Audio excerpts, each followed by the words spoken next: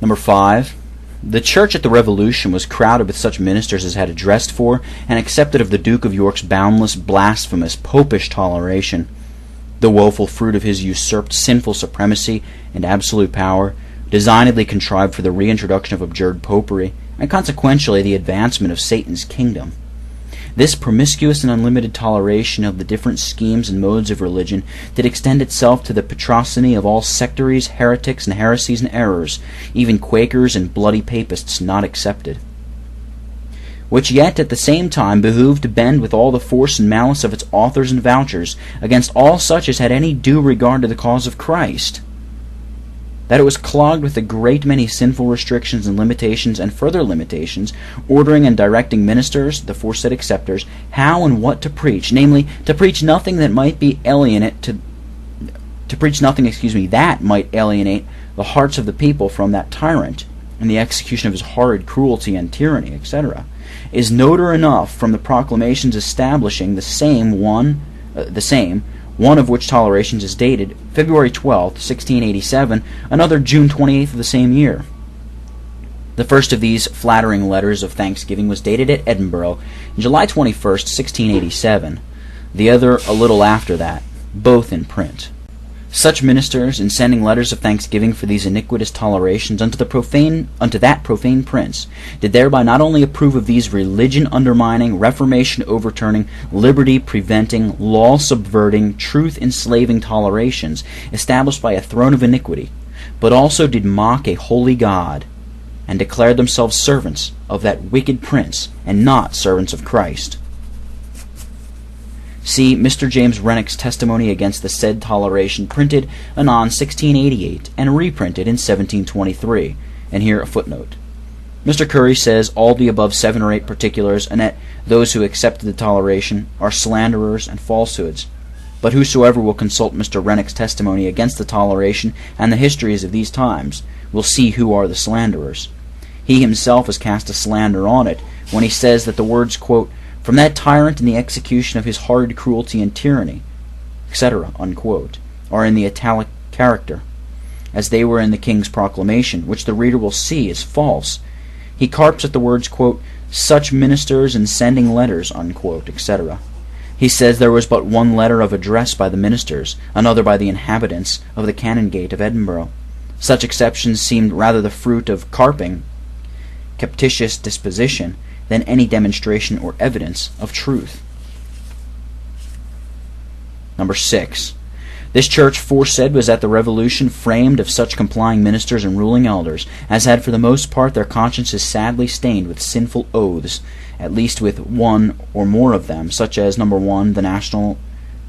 Declaration, number 2, the oath of allegiance and supremacy, number 3, the bond of peace, to live peaceably, number 4, the bond of regularity, number 5, some bonds and oaths for peaceableness and orderliness, number 6, the oath of inquisition, or super inquirendus,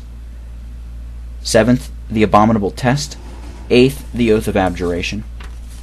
all which did formally overturn, abjure, and run directly cross to the whole of our covenanted Reformation, being contrived and imposed for that effect, as seems sufficiently proven in the Hind Let Loose, where the heinousness of the forementioned oaths is clearly detected from pages 468 to 544.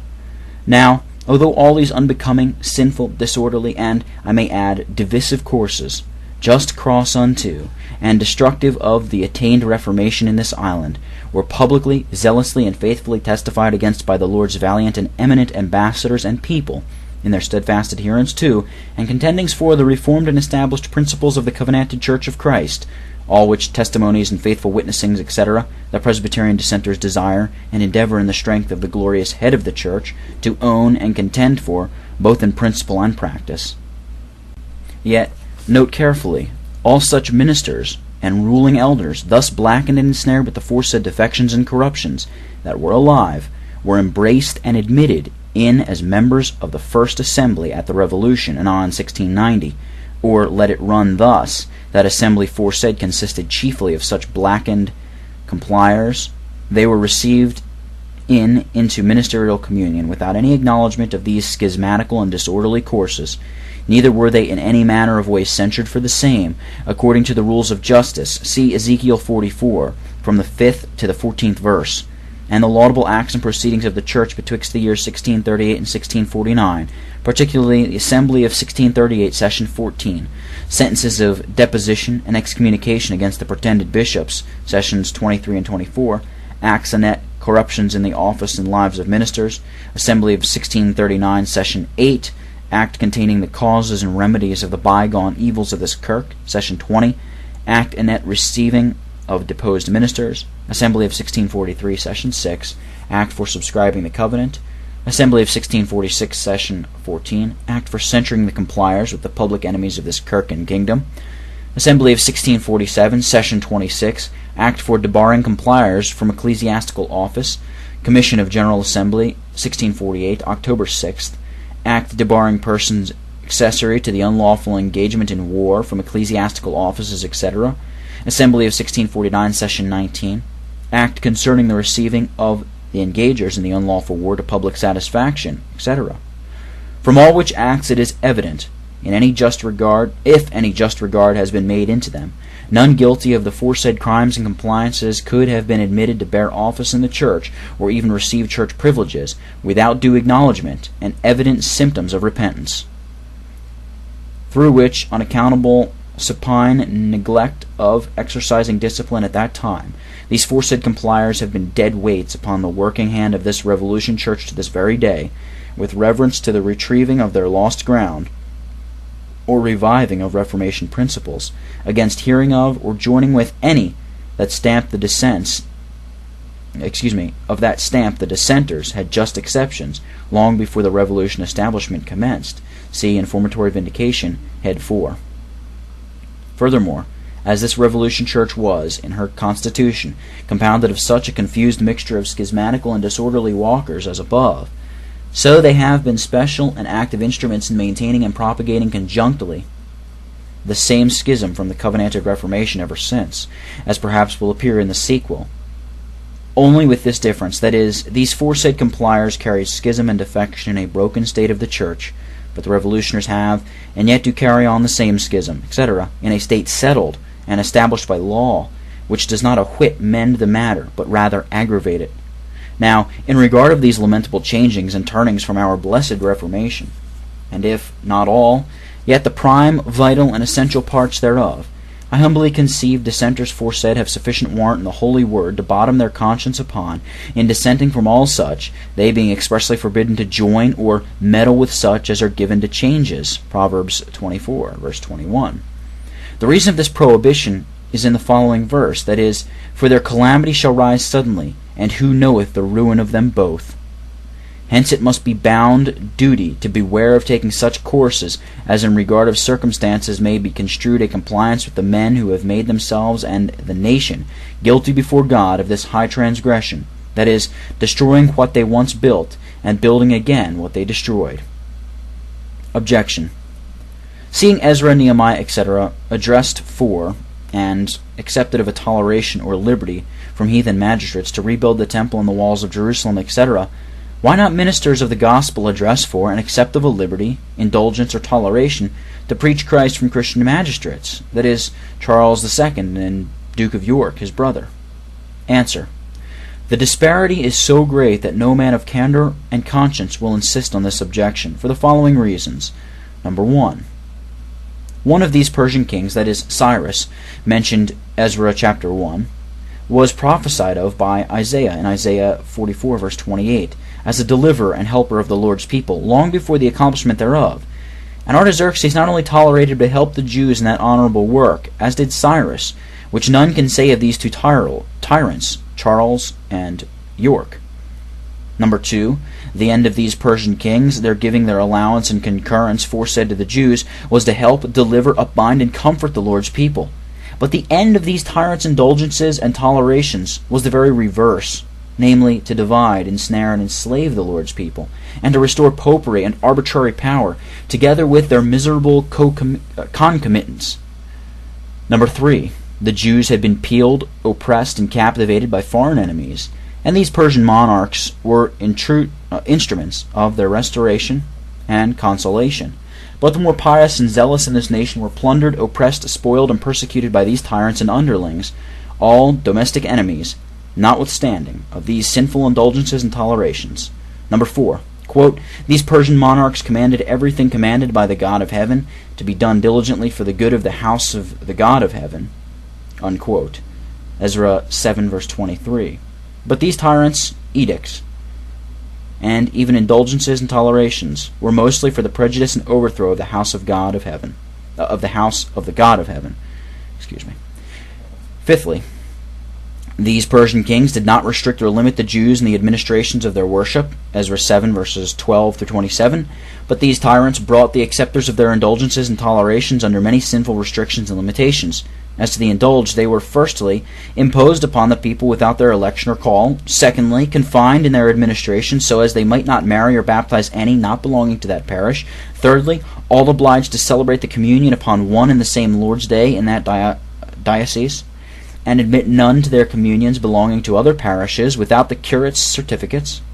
Fourthly, to preach only in these kirks, not in the kirkyards or in any place else. Fifthly, to remain within and not depart out of the parish to which they were confined without the bishop's license. Sixthly, limited in the exercise of discipline to the prelate's presbytery. Seventhly,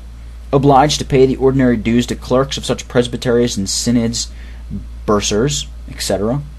The tolerated were also clogged with such limitations as it did exceedingly hamper the freedom of their ministry. That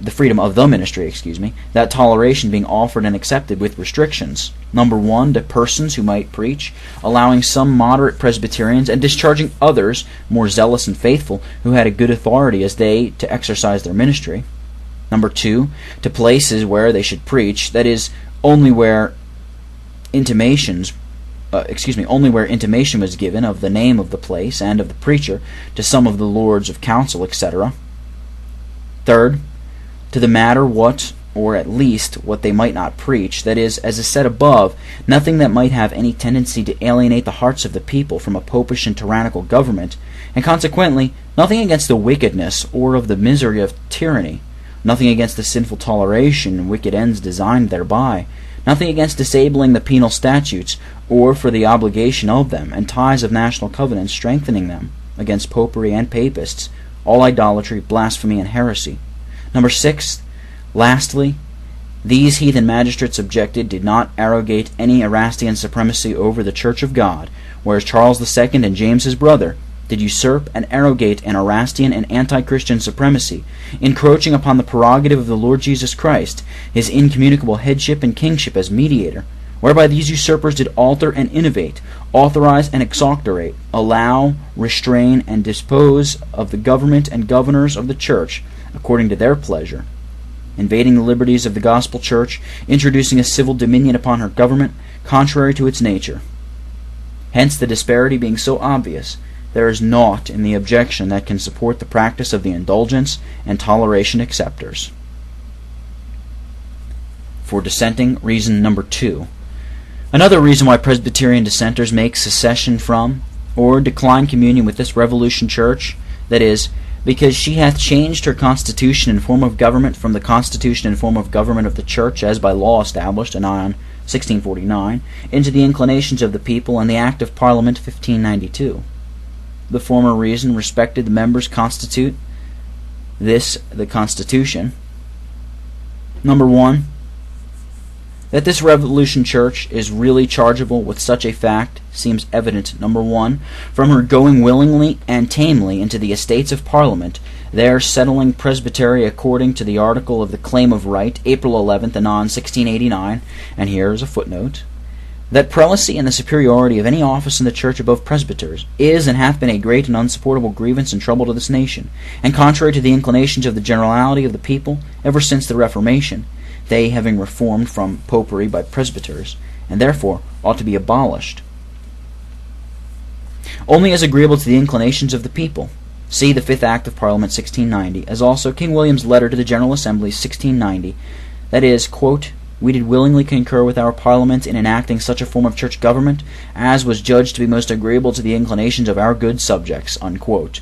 and abolishing prelacy only as contrary to the inclinations of the generality of the people, where neither the Holy Scriptures, sound principles, true marks of the visible church, nor sacred covenants are assigned as a ground or reason of the people's inclinations, but antiquity, that is, they having reformed from popery by presbyters, though bishops and their curates are by them and their patrons called presbyters, as if our forefathers and reformers had only contended and suffered for a church government merely humane ambulatory, whereas they faithfully maintained the divine right of presbytery, and found prelacy contrary to the Holy Scriptures, our confessions of faith and covenants, by consent and authority of church and state.